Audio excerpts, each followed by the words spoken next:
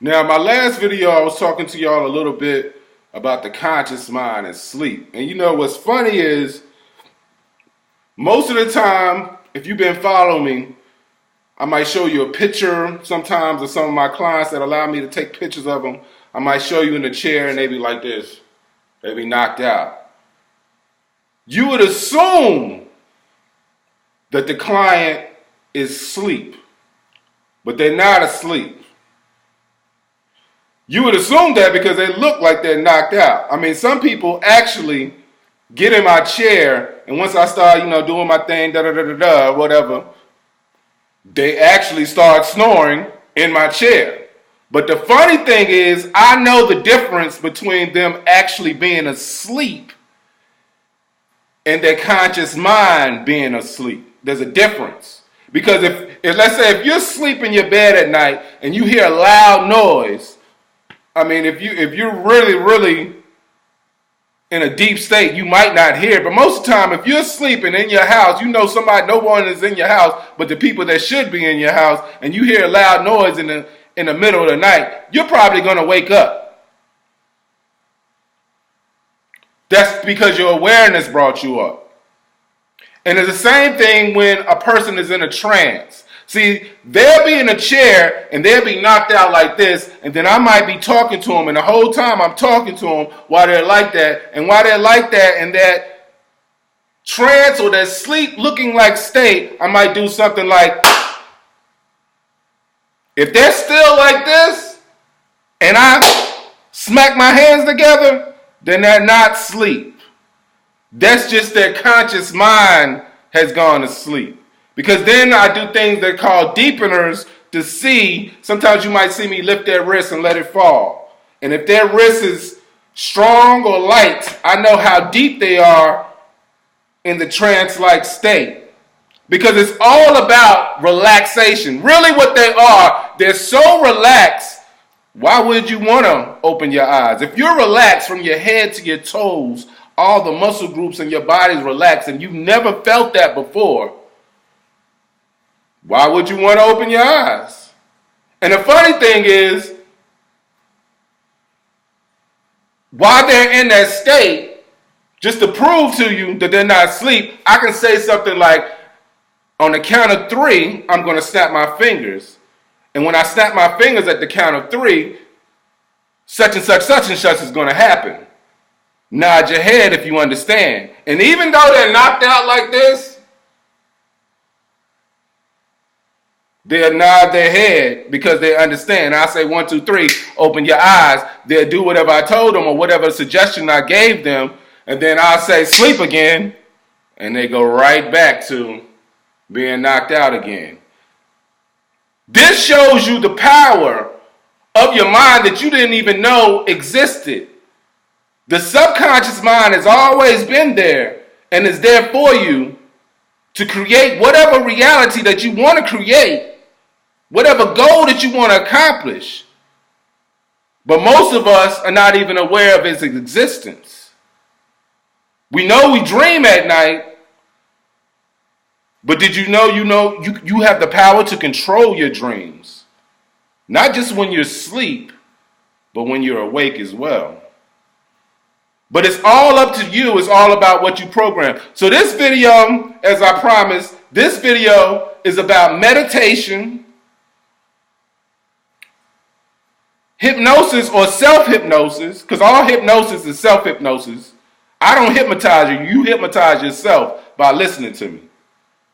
And prayer. What are the difference between those 3 things? First of all, meditation. Meditation is something very beneficial, and I urge everyone, I don't care if it's a minute, 2, 3, 4, 5 minutes of the day, spend some time meditating on your day. Meditating on making your life better. Meditating on just relaxing yourself, because we in a stressful environment. There's a lot of stress. There's a lot of hypertension, high blood pressure, people dealing with heart problems because you're not relaxed. And this world is not meant for you to be relaxed. Just being honest. If it was meant for you to be relaxed, it would be a whole different world, but it's not. It's made with distractions to keep you uneasy. So you have to learn the power of relaxation. Meditation deals with relaxation. Meditation helps you relax, and relaxation is the key to good health. It is the key to mindfulness. It is the key to a lot of things. So I would urge everyone to relax by meditating, by thinking about what you want to accomplish, visualize it in your mind, and making your subconscious make it happen. Because even in meditation, you're still dealing with the brain states that you've heard me talk about before, where there's beta, alpha, theta, and delta. Delta is sleep, theta is deep relaxation, alpha is light relaxation, and beta is your conscious state, your critical state. So in meditation, you are able to ascend and get to higher levels or realms of your mind. Most prophets, no matter what religious system you dealt with, they always have stories of someone holy meditating. Whether it was somebody meditating on a tree, meditating in a cave, meditating on top of a mountain, they always talk about meditation. And meditation can put you in a trance-like state. Now the difference, and there's only a slight difference, because meditation and what I call self-hypnosis, and self-hypnosis is something I teach all my clients after the session. After we do whatever we have to do, we go through the assessment, I go through the actual hypnotic session where we're programming our minds to focus and reach our goals along with our actions. I teach all my clients after the session is over self-hypnosis. And self-hypnosis is basically a form of meditation, but with a purpose. Because sometimes in meditation, you're trying to clear all your thoughts. You're trying to get to a stillness state or a state of no thinking. Meditation actually takes time. To be a good person who gets good results from their meditation, it takes practice like anything else. And I was saying, I'm not tooting my own horn, but if you are a person who meditates on the regular, and you're trying to get to higher states of consciousness, and you're already used to meditating, I can get you there faster. Just by, remember, I said I'm nothing but a guide. I'm guiding you through your subconscious mind. The techniques in hypnosis will get you there faster. Now you say, well, what is the difference between hypnosis and meditation? Just to put it in one word, the only real difference, because like I said, both of them deal with relaxation, both of them deal with either the alpha state or the theta state. But in hypnosis, you're not trying to clear your mind and empty your mind of thoughts. Actually, you're putting thoughts in your mind or taking away thoughts. Because anytime you take something away, you have to replace it with something else.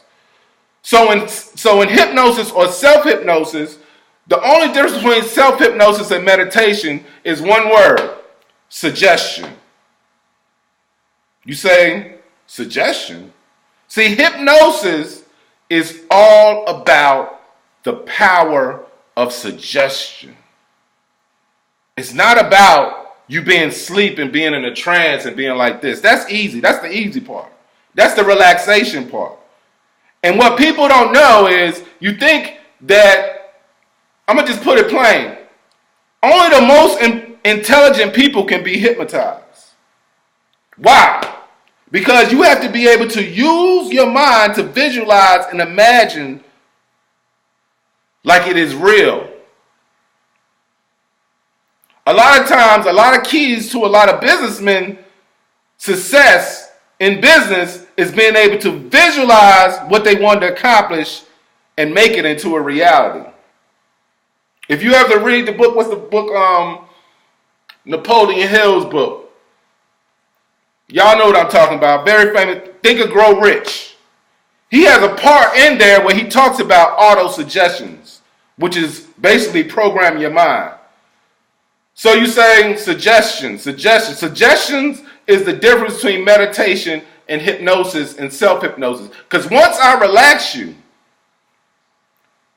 whatever you told me you wanted when we went through the assessment stage, when I was just actually talking to you before the session, I'm writing those things down. You say, well, I want to be a better public speaker. I have a fear of public speaking. I want to be a better driver. I have a fear of driving. I want to be more confident. I want to have a better self-image, whatever you said to me. And I'm going to get describing words from you. That's what I'm going to put into your mind, is whatever you told me you wanted me to put in your mind. Exactly. Because it's not my words, it's your words that's going to hypnotize you. Remember I said I have no power over you. I'm just going to relax you on command. And that takes intelligence. So let me give you real quick an example of suggestion. If I say right now, relax. All I want you to do is listen to the sound of my voice. As I'm speaking to you in a relaxed tone. And as you're listening to me relax. Feel that feeling of relaxation flow from the top of your head all the way down to the soles of your feet. Feel all the muscle groups in your body right now as you listen to the sound of my voice, just letting go. Any sounds that may be occurring outside of my voice right now as you're listening and focusing on me right now is only going to make you feel even more relaxed, calm. You see how I switched that real fast? If you were able to feel anything and focus on what I was saying, you would immediately start feeling relaxed. That's actually how you change the atoms in the room, but that's a whole nother story. You just relax. The more I talk, the more you're going to relax. So that's the difference between meditation and hypnosis. Simply the art of suggestion, the power of suggestion. Now, you're a victim of suggestion all day, whether you know it or not. If I say pizza, you know exactly what commercial that came from, didn't you? Because they've been repeating it all day long. And another thing that makes hypnosis different from meditation is repetitiveness. You might say the same thing over and over and over again so it will sink so deep into your subconscious mind that nothing will erase it. But anyway, because I don't want to talk to you in my hypnotic voice because y'all might be driving or doing whatever you're doing. So I try to switch up my voice when I'm doing videos because when you come see me, I'm going to make it all slow down. I'm laughing at y'all right now because I'm playing. So the last one I was going to talk about is prayer. Now, in meditation and hypnosis, the focus is inward. While when you're doing prayer, you're also in somewhat of a meditative state, but the focus is outward because usually when you're dealing with prayer, you're doing with something in a religious frame of mind and you're asking for energy or assistance to come from an outside source rather than an inside source. So that's the difference between meditation, hypnosis, and prayer. Hypnosis and meditation are more inward. Prayer is outward. You're asking to receive something outwardly instead of inwardly. What you're looking for may be in the sky, but as above, so below. The same thing that is outside of you is inside of you. And on that note, I'm going to say peace.